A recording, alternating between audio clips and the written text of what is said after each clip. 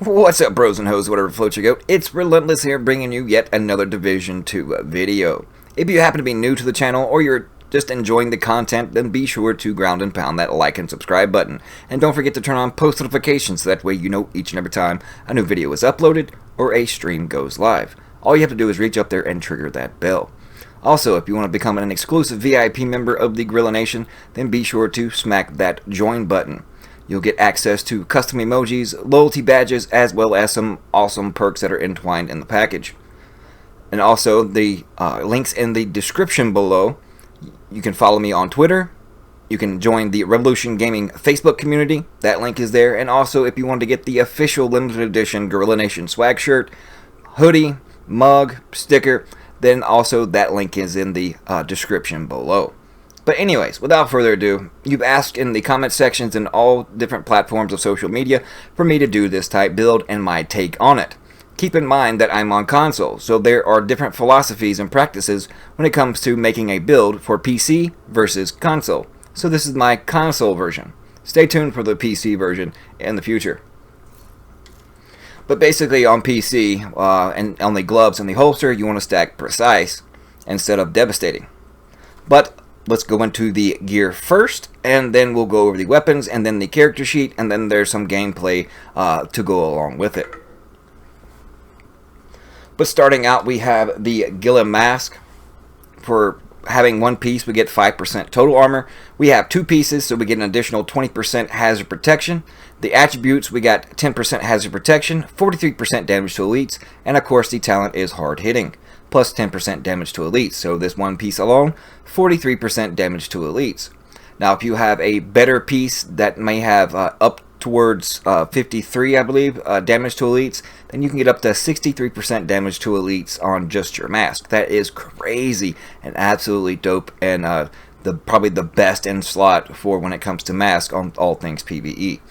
And then we have a 90 skill power, 3% explosives, and 2% grenade damage by way of the utility mod. Onto the second piece of the Gila. It's a Gila holster. The attributes are 42,748 health, 371 skill power, just enough to activate our mod in our chem launcher for that extra +2 ammo in it. And then the mod slots, some of you prefer devastating, but I found by using the Gila holster, it has 2 offensive mod slots, and with these mods combined, I get a total of 8.5%, so that's 3.5% more than just devastating alone. But on these mods, 2.5% weapon damage, 1.5% headshot damage, 3% optimal range. On the other one, we have 1% weapon damage, 2% LMG damage, and then an additional 5% assault rifle damage. Now moving on to the other two pieces, and it is the Overlord Ornaments. On the first piece, you get 10% rifle damage. On the second, 7.5% total armor. The attributes are 15% total armor, 11,016 armor, and then 12% weapon damage. So in this one piece alone, just percentage-wise, we got 22.5% armor, and then an additional 11,016 armor as well. And then we're utilizing Unstoppable Force. Killing an enemy grants 2% weapon damage for every 25,000 max armor. Requires 7 or more defensive Legos, and we have 11. So if you want the likes of Bloodsucker or Unbreakable instead of Unstoppable Force, then by all means, tweak it as you see fit. This is according to my playstyle, so tweak it to conform to yours. Then we have 2 defensive mod slots, 8445 health, 4% skill health, 9% health regen, and then in the second one, 5107 armor, 3% total armor, and then 1619 armor on kill. And the second Overlord piece is the gloves with 8976 health, 10% rifle damage, and then of course devastating talent at plus 5% weapon damage. Now if you're primarily going to be using your AR over the rifle, to where I have this current setup more like a balance of both, then you can also just put on assault rifle damage, where I have rifle damage as you see on the screen on the YOG gear gloves here. So it's just your personal preference, but I went for the more or less the balanced. But moving on, we have the Fenris AB group knee pads with 10% assault rifle damage by having that one piece. The attributes are 15,224 armor, and then the talents are hard hitting, 10% damage to elites, and patience. After being in cover 5 seconds, armor repairs 5% every 1 second. requires 6 or more defensive Legos, and we have 11. Now, patience can be crucial and clutch on all things PvE because it can definitely save your life and extend your life. And if you've seen any of my live streams while playing PvE, then you can definitely take on a lot more damage and keep on rolling through NPCs. So it's definitely very viable. Now on to the backpack. It is a Murakami Industries backpack. For having one piece, you get 8% health.